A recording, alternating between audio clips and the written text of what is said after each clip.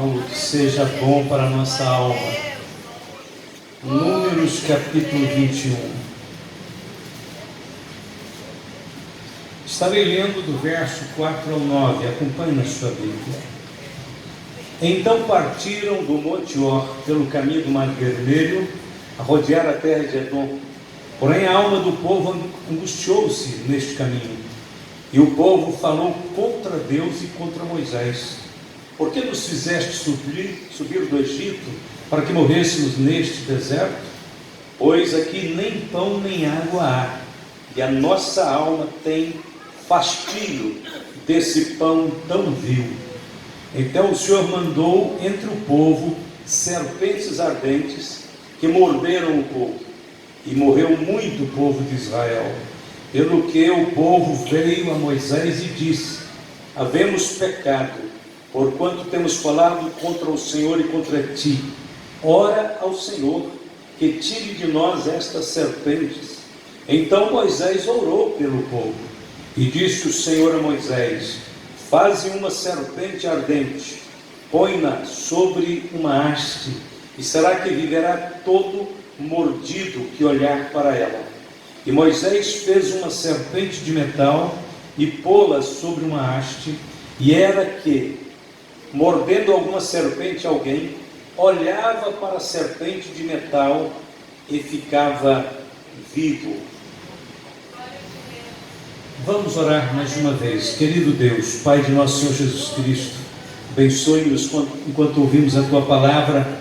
Dá-nos corações sinceros, prontos para ouvir e atender a Tua voz.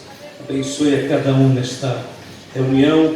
Traz, Senhor, o refrigério e a presença do Senhor para cada vida. Em nome de Jesus.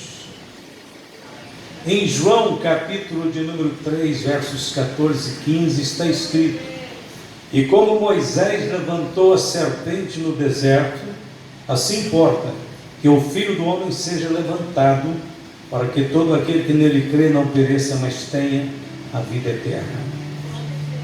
Por conta deste paralelo, acontecimento lá no Velho Testamento, com esta palavra registrada em João, criou-se uma espécie de um impasse para entender, de fato, o que Deus queria dizer com aquela simbologia da serpente de metal. E não é muito fácil mesmo para entender não, mas vamos tentar procurar um caminho de entendimento e conciliação, porque tem tudo a ver com a ceia hoje, com a cruz, com o Calvário. Bom, antes de mais nada, então, vamos relembrar lá do episódio do Velho Testamento, da caminhada do povo no deserto e das serpentes. Não tem dúvidas pelo texto que Deus usou serpentes venenosas para punir os murmuradores que estavam no meio da congregação do deserto. O deserto do Sinai tinha uma variedade enorme de serpentes venenosas. Geralmente as serpentes do deserto se escondem debaixo da areia, das pedras, e estas serpentes têm uma mordida que causa uma dor intensa e fatal, letal. Ou seja, está claro pelo episódio da Bíblia que centenas morreram com a mordida das serpentes. Possivelmente, isso aqui é uma hipótese minha, mas acho que ela tem sentido. Possivelmente, no início da caminhada de Israel, quando eles entram ali naquele deserto, Deus, sabendo de cada detalhe daquela grande congregação, com pessoas idosas, crianças, mulheres, todos teriam que cortar aquela areia do deserto caminhando, e sabendo Deus que aquele deserto era infestado por serpentes venenosas, então possivelmente, logo no início da caminhada, Deus tenha recolhido todas as serpentes venenosas em um único lugar, isolado, para dar a devida proteção para os filhos de Israel. Isso é uma ideia que eu tenho. Deus tomou providências, porque era comum as pessoas virem caminhando e serpentes estarem por baixo da areia, picarem as pessoas, e elas morreram. Então pode ser que foi assim, né? Deus fez um limpa, vamos dizer a palavra bem comum, né? Limpou aquela região das serpentes venenosas, colocando-as todas num lugar só. Sei lá onde, num buraco qualquer, numa caverna, e disse: ninguém vai fazer mal aos meus filhos. O problema, este foi o problema, é que os filhos de Israel começaram a murmurar contra Deus, começaram a julgar Deus, dizer que Deus não tinha planejado ou feito a coisa certa, porque no meio do deserto, às vezes parecia, né, que ia faltar água, mas Deus dava água no tempo certo. Às vezes parecia que Deus ia faltar o alimento, mas Deus dava no tempo certo. Só que eles precipitavam e começavam, antes da hora e da provisão divina, eles começavam a reclamar. Nesta situação aqui, neste ponto aqui, eles reclamavam da falta de água, de comida, e falavam mal de Deus e de Moisés. Então, diante dessa insurgência, dessa rebelião do povo, as cobras foram liberadas. Deus permitiu que elas voltassem para o deserto, e claro que elas foram em direção àquela multidão que caminhava. E aí, você conhece a história, que eles começaram a ser picados. Com a morte de centenas de israelitas, o povo começou a cair em si e disse a Moisés: havemos pecado, porquanto temos falado contra o Senhor e contra ti. Ora ao Senhor que tire de nós estas serpentes. Na realidade, o caminho do perdão, da reconciliação, tem que caminhar, passar por aqui mesmo. Número 1, pecamos, ou seja, reconhecer que pecamos contra o Senhor. Temos falado contra ti, o Senhor, especificado. Ou seja, nosso pecado é o pecado da murmuração, da maledicência, do desrespeito, da rebelião. Ora ao Senhor. Eles acreditaram que Moisés tinha intimidade com Deus. Agora eles começaram a dar honra a Moisés. Ora ao Senhor, para que Deus tire essas serpentes. Ou seja, nós não temos moral para conversar com Deus, porque somos rebeldes. Mas você tem, Moisés. Intercede por nós. Mediante a intercessão de Moisés, Deus ordenou que fizesse uma serpente de metal, a fim de que colocasse numa haste, levantasse ela bem alto, e a fim que todo judeu que fosse mordido pelas cobras, pelas serpentes venenosas, pudessem olhar para aquela haste, onde estava uma serpente de metal, e assim eles pudessem ficar vivos, não morrer.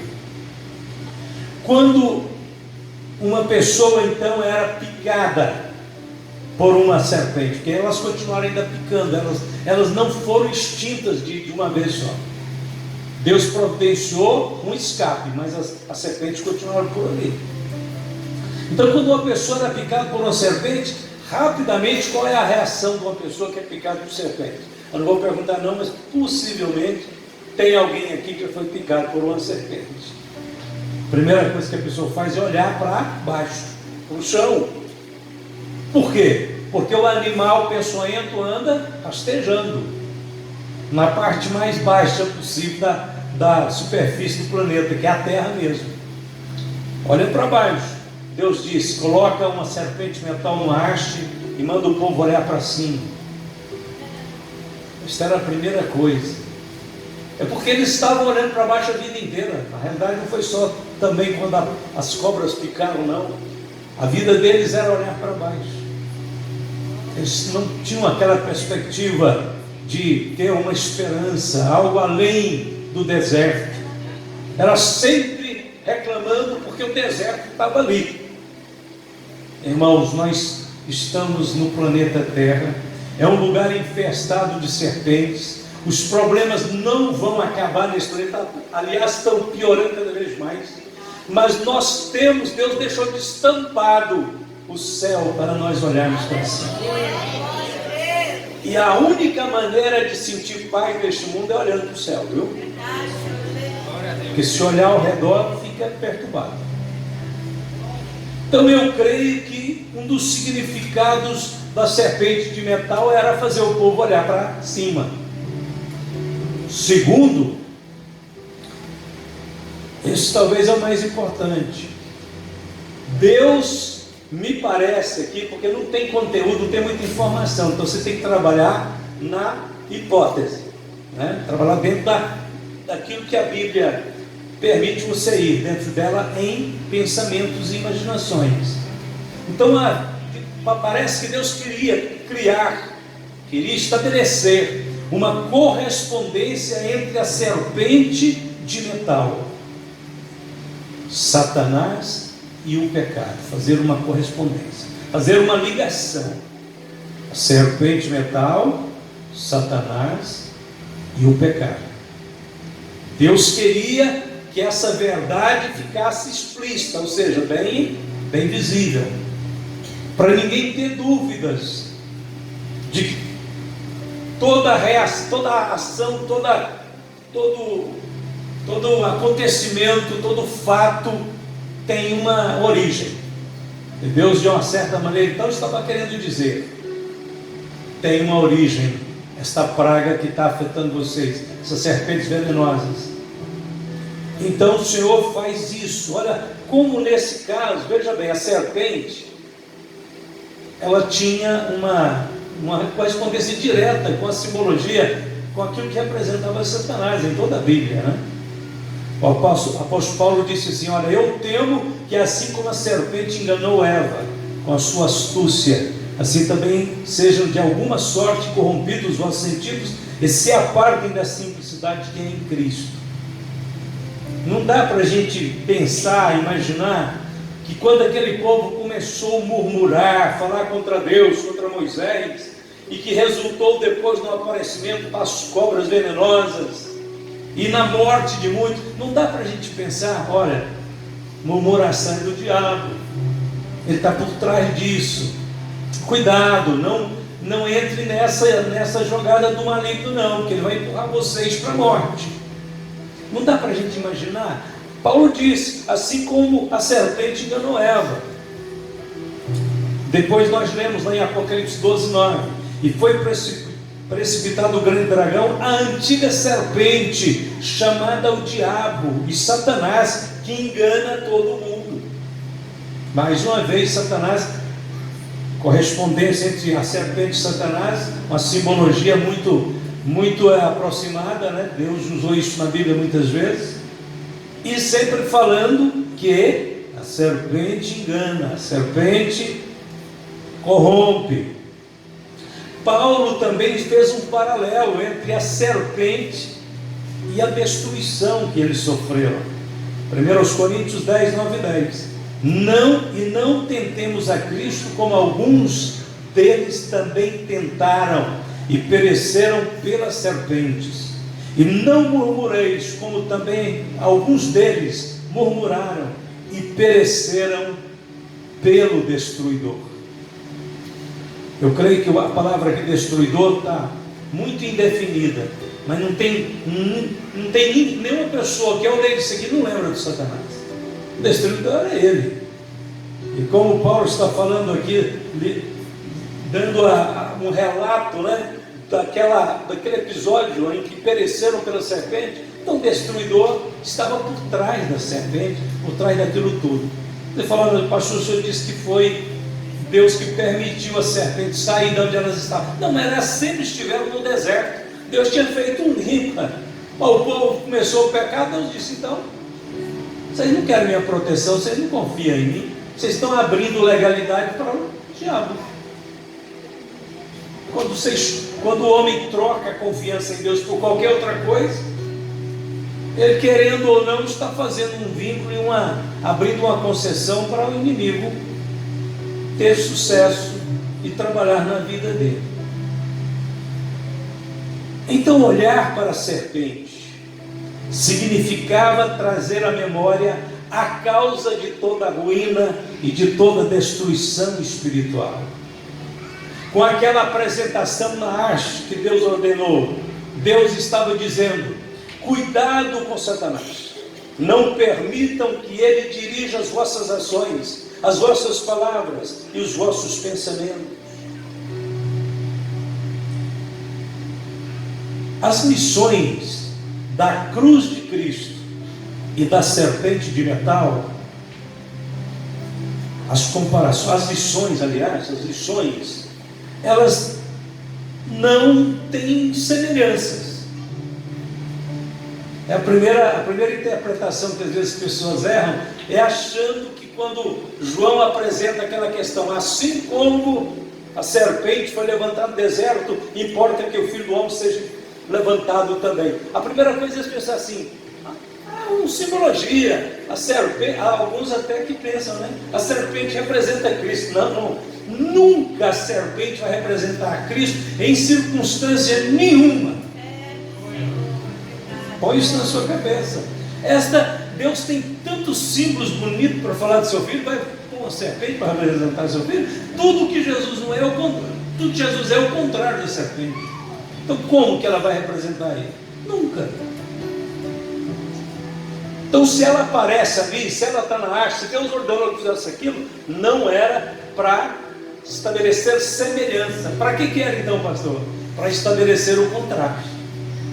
Jesus ensinava usando comparações e fazendo contrastes, mostrando o certo, realçando o errado, mostrando o quanto está longe o errado do certo. O contraste também é um método de ensino que Cristo usou. A Bíblia usa muito, né? O Salmo 1, por exemplo, é um salmo dos contrastes, que fala do caminho do ímpio que vai perecer e do caminho do justo que vai prevalecer, né? O caminho do ímpio é mau, perverso, destruidor. O caminho do justo é bom, abençoado por Deus. Contrastes. Aquele que medita na lei do Senhor e aguarda, então terá a bênção. Os ímpios são como a moinha que o vento espalha, porque os ímpios não permanecerão seguros, mas os justos permanecerão para sempre. Há contrastes. Então esta representação trabalha não é com a semelhança, mas com o contraste. A serpente de metal foi levantada para mostrar de onde vem toda a injustiça. A cruz de Cristo foi levantada para revelar de onde vem toda a justiça. Satanás diz: olhem para mim, brinquem com o pecado e sejam mortos. Deus diz: arrependam-se, olhem para mim, sejam salvos. A serpente de metal aponta para a maldição do pecado. A cruz de Cristo para a anulação da maldição. A serpente de metal remete o homem ao arrependimento pelo impacto de ver aquele quadro de onde origina todo o mal. A cruz remete ao perdão. A serpente de metal faz enxergar a ruína da pessoa. A cruz de Cristo, a aceitação pessoal. A serpente de metal não cura ninguém. Mas Deus disse que quem olhar para ela não vai morrer. Mas não é ela que cura, é Deus quem cura. A ordem de Deus era o segredo todo ali. Na realidade era a ordem de Deus, era a obediência estrita ao que Deus tinha dado ordens, é que definia a cura. Não era a serpente que curava, nunca foi. Agora, a serpente não cura ninguém, mas Cristo cura todos, né? Cristo cura todos. A única semelhança que tem nessa analogia é que ambos seriam levantados, só isso. A serpente foi levantada e o Filho do Homem também seria levantado. Mas isso estava claramente escrito na Bíblia. Estava claramente escrito que assim como a serpente metal foi levantada no deserto, importa que o Filho do Homem seja levantado. O olhar para a serpente não curava, mas a obediência a Deus curava. O olhar para Cristo é exatamente a consumação desta fé perfeita em Deus, que leva à cura, à salvação e ao perdão. A analogia e a representação criada então com a serpente de metal teve a sua importância naquele momento. Deus não tem que dar maior esclarecimento para nós. Até, aliás, tudo que a maior parte das coisas que eu estou falando aqui é uma interpretação minha. Não está escrito com todas essas letras. Mas, baseado no resto da Bíblia, no contexto geral da teologia bíblica, da salvação, da obra expiatória de Cristo, a gente dá para interpretar algumas coisas que não estão escritas com todas as palavras, estão ali subliminarmente escritas, né? Você vai entendendo elas.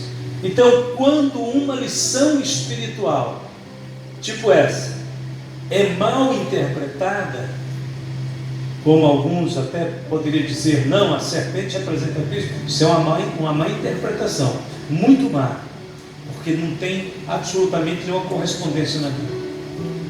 Mas quando uma lição espiritual é mal interpretada, corre-se o risco de trocar a realidade pelo símbolo.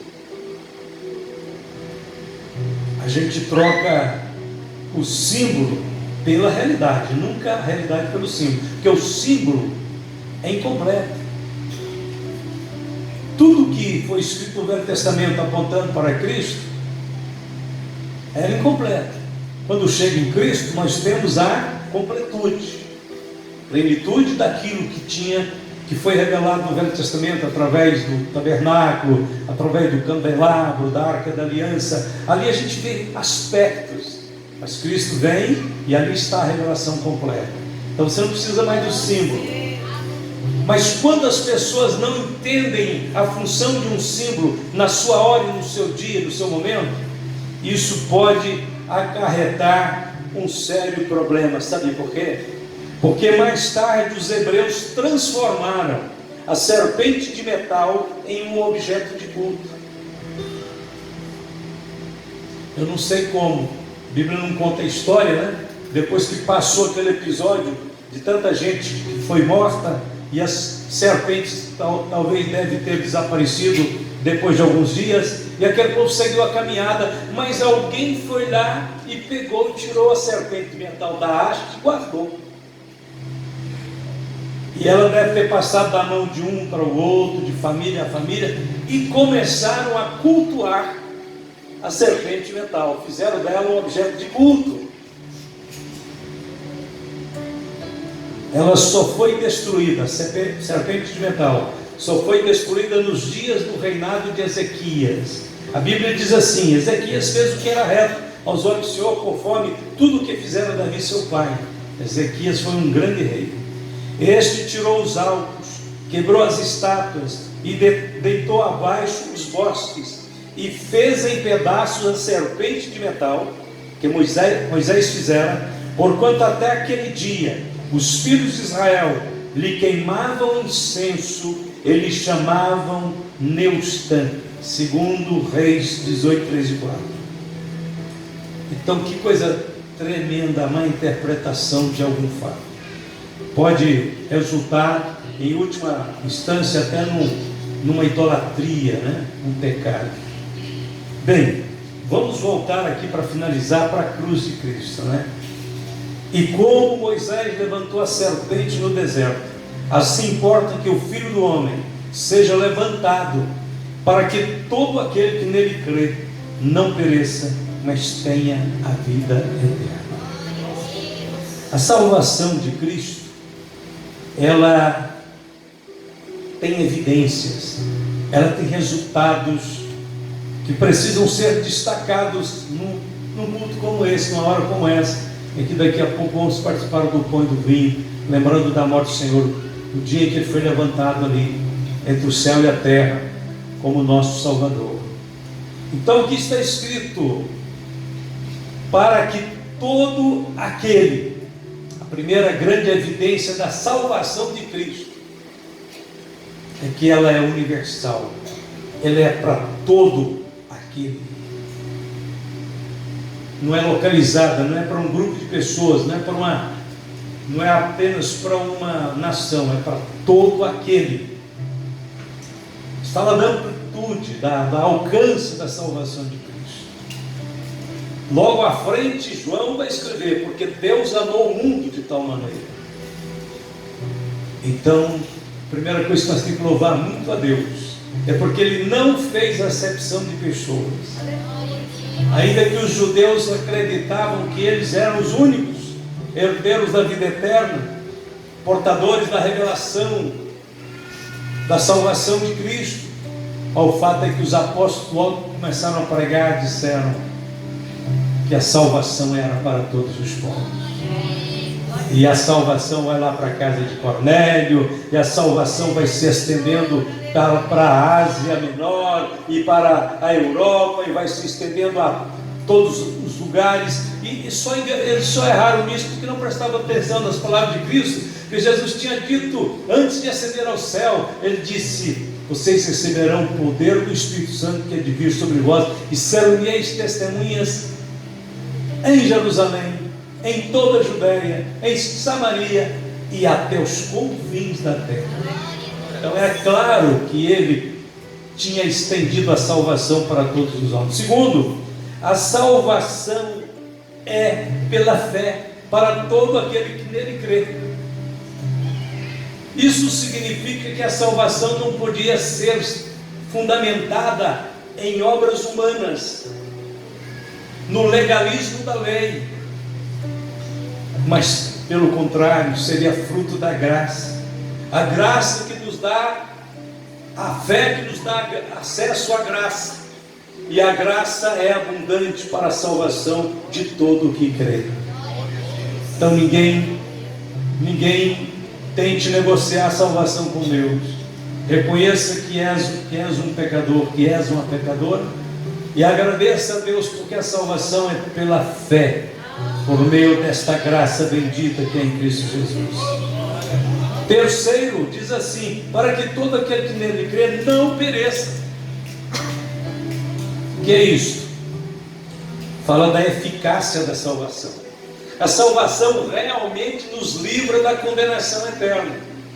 É porque alguém podia pensar: não, esse negócio de salvação é uma coisa muito simples. Na realidade, as pessoas não estão correndo muito risco de coisa alguma, não. Então Deus está dizendo aqui: a salvação tinha que ser uma obra eficaz, porque o homem estava na beira do precipício, e se ele caísse no precipício, a queda seria para a eternidade sem Deus. Então a salvação é grande e poderosa para livrar o homem de uma tão grande destruição. Então diz: para que não pereça. Graças a Deus, Deus não nos livrou apenas de uma coisinha de nada, não, irmãos. Ele nos livrou da condenação eterna.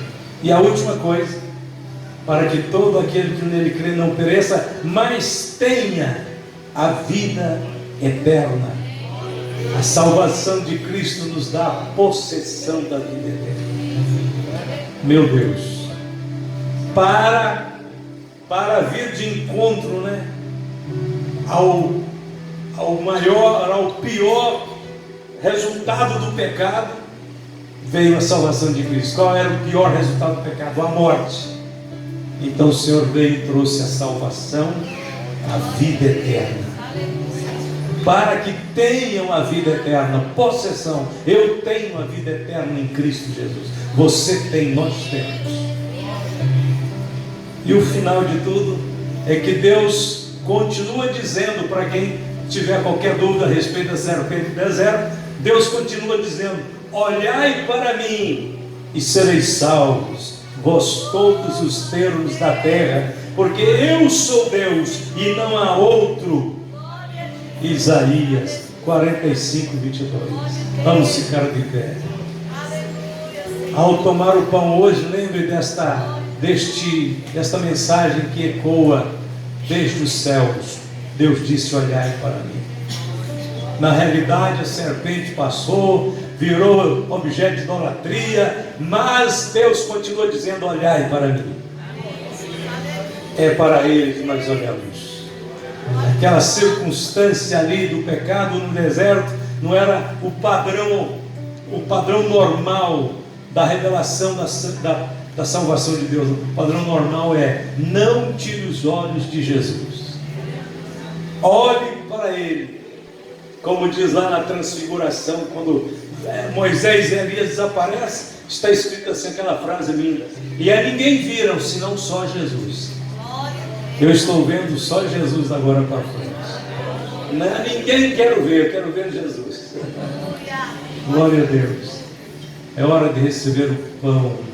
Jesus disse: isto é o meu corpo que é partido por vós. Fazer isto em memória de mim.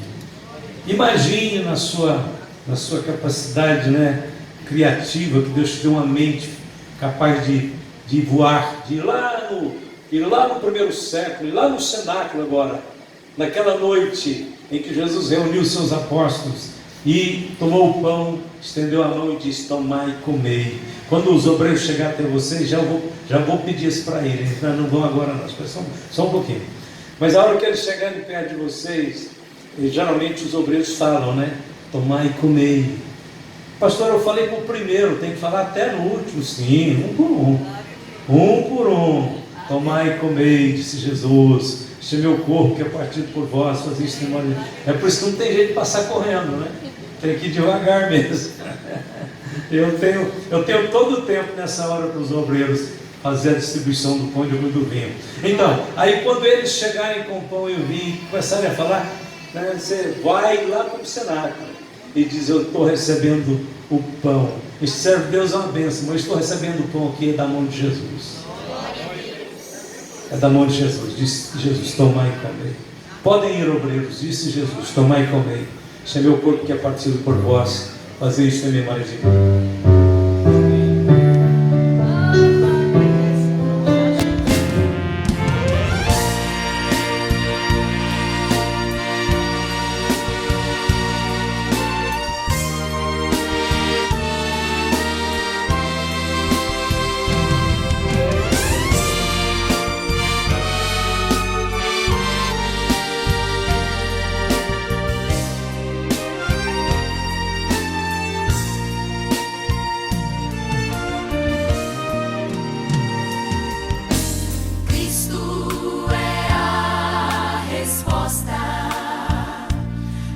Anseios do teu ser.